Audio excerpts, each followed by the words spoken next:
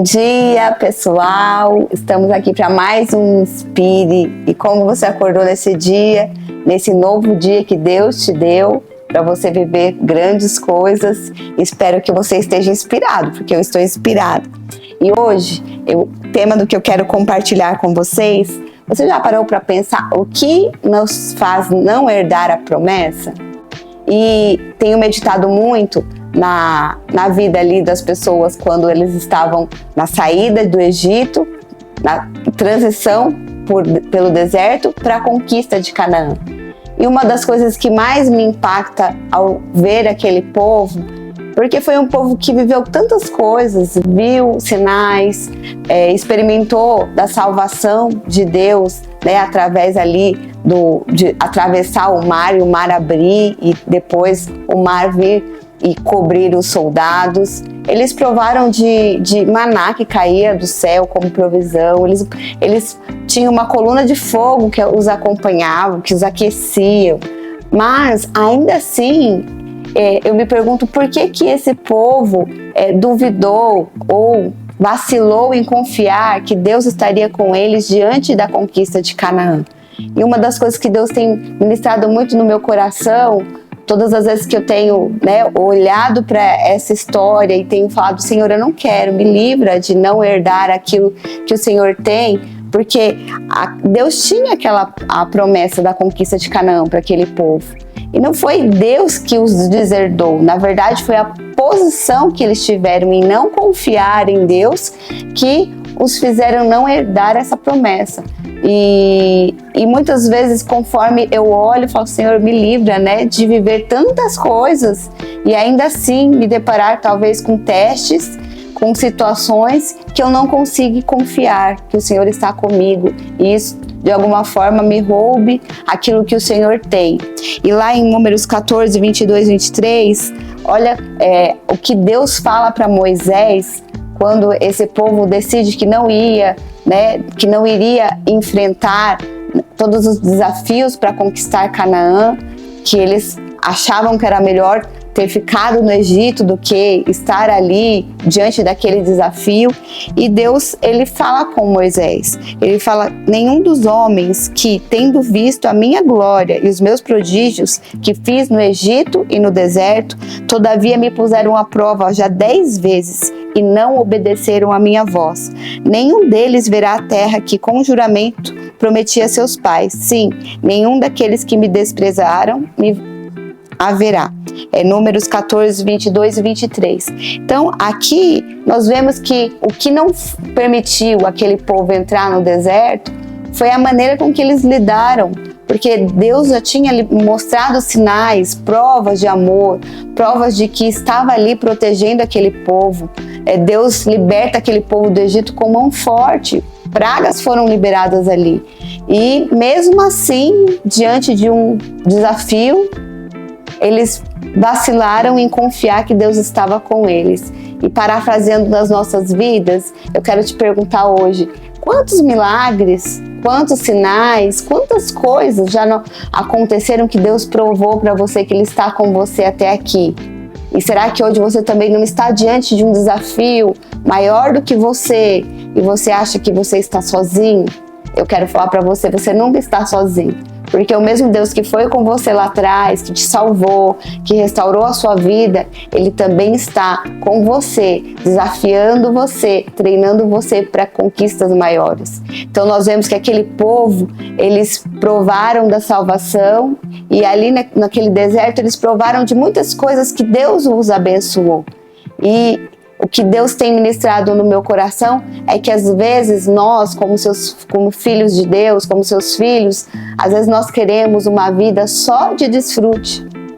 E foi o que aquele povo viveu ali no deserto, porque eles eram escravos, estavam habituados a viver ali naquela escravidão. E de repente Deus os liberta, os dá uma nova vida. E aquela vida já era melhor do que a vida da escravidão. Será que hoje a vida que você vive não é melhor do que a vida lá de trás, de quando você não era convertido? Mas deixa eu te falar, a vida que você vive hoje, por melhor que ela seja, ela nem se compara àquela que Deus tem projetado para você. E era isso que Deus tinha para aquele povo. Porque até ali, até a beira da conquista de Canaã, aquele povo desfrutou de milagres. Eles viram prodígios, sinais. Mas ali em diante, entrar em Canaã, exigia deles um espírito de conquista. Não seria só Deus fazendo. Claro que Deus faria através deles. Eles não tinham forças nem habilidades. Mas o que cabia a eles era posicionar nessa fé e nessa conquista para que esse espírito de conquista os conduzisse, através do poder de Deus, a entrar em Canaã. Mas em contrapartida, eles olharam e falaram, tá bom aqui. É melhor eu ficar aqui do que...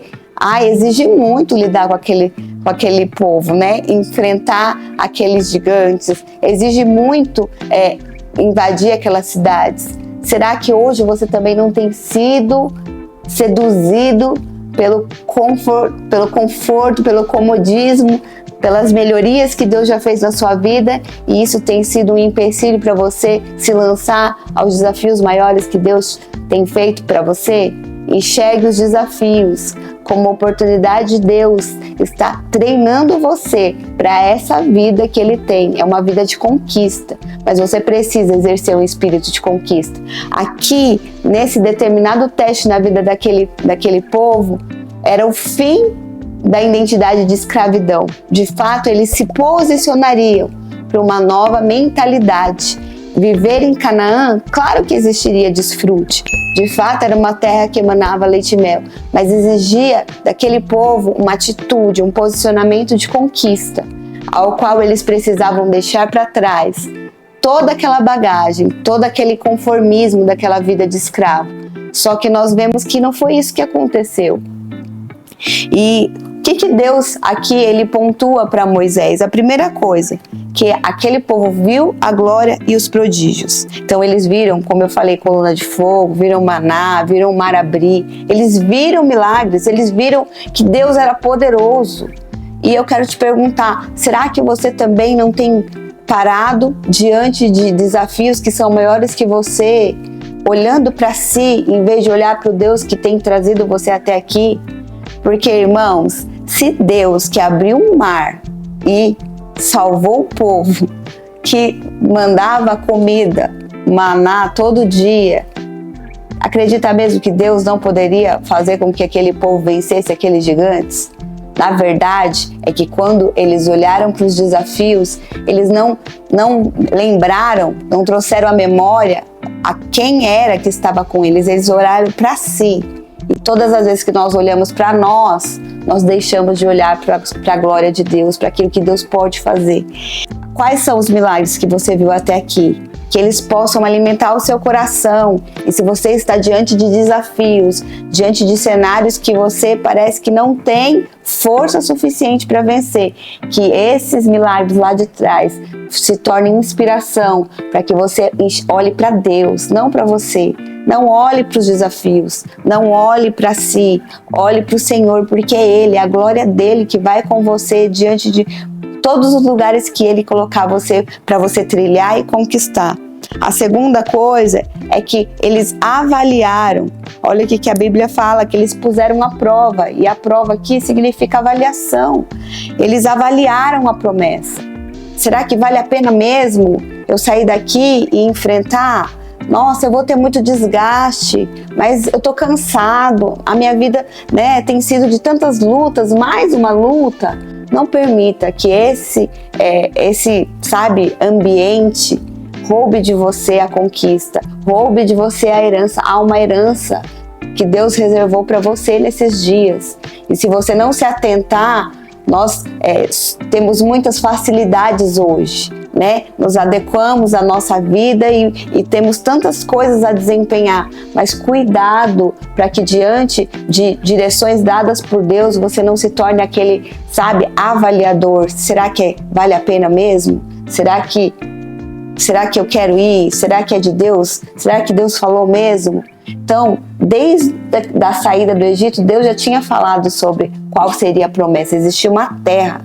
E agora, diante da terra, esse povo desconfiou que não era a verdade de Deus, aquela promessa. Então não aceite ficar avaliando se você quer, avaliando se você tem força, avaliando se vale a pena, porque todas as vezes que você parar para avaliar uma direção dada por Deus, você vai ser convencido a não seguir. Direções dadas por Deus, só cabe a nós obedecermos. Mas o que eu preciso para obedecer? Aquilo que eu falei, é não olhar nem para o desafio e nem para si, olhar para a glória de Deus, lembrar dos milagres, lembrar daquilo que Deus já fez na sua vida. E isso traz fé para que você vá, responda, porque sempre que você receber uma direção, você vai encontrar gigantes, você vai encontrar problemas que vão se levantar contrários a você. Mas não aceite parar para avaliar. Aquele povo parou para avaliar se eles tinham disposição e eles perceberam que eles não tinham. Que para eles era melhor morrer mesmo no deserto, e foi isso que aconteceu. Essas pessoas não entraram na terra prometida, não herdaram a herança, porque eles se convenceram que o deserto era o melhor lugar. Que você não seja assim.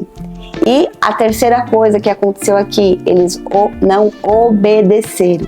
Então, como eu disse, todas as vezes que nós paramos para avaliar se a direção dada por Deus, se de fato eu vou ou não, eu vou ser tendenciosa a não ir. Por quê? Porque eu olho o natural ainda. Porque muitas vezes eu ajo pelas emoções, pelo que as circunstâncias tentam me convencer. Então toda a nossa avaliação sempre vai ser natural. Mas Deus nos chama para uma avaliação espiritual. Essa avaliação espiritual é confiar naquilo que Ele falou. Se Ele falou e se Ele fez lá atrás, Ele vai fazer agora em diante. Então eu tenho força para obedecer. Esse povo, por avaliar, eles não conseguiram obedecer. Obedecer o quê? Cabia a eles só crerem. Se Deus abriu um mar para eles passarem, concorda que talvez diante daquela cidade, na entrada da cidade, a hora que eles chegassem, aqueles gigantes poderiam cair duro, mortos. Eles talvez não precisariam nem levantar a espada. Era só eles vencerem dentro deles aquele gigante de medo que existia, aquela mentalidade, escrava que ainda existia dentro deles. Mas eles não obedeceram. Então eu quero falar para você, não resista a uma direção dada por Deus. Que nesses dias o seu ouvido espiritual esteja sensível e que você ache dentro do seu coração coragem. Fé não é a sua coragem, é a coragem de Deus, daquilo que Ele já fez, para que você se mova para a direção dada por Ele. Por quê? Porque a direção dada por Ele é para transformar você, tirar você da escravidão, que às vezes há áreas ainda que existem na sua vida, e levar você para uma mentalidade de conquista. Nunca se esqueça, Canaã era sim uma terra de desfrute que emanava leite e mel, mas era uma terra que para viver lá dentro tinha que ser conquistador, e Deus nos chamou para ser conquistadores. Eu quero declarar sobre você, que Deus abençoe você nessa manhã e que você decida hoje olhar para os sinais que Deus já fez na sua vida, não avaliar a direção dada à promessa e obedecer. Por quê? Porque você foi chamado por Deus para ser um conquistador também. Que Deus abençoe você. Até o próximo Inspire.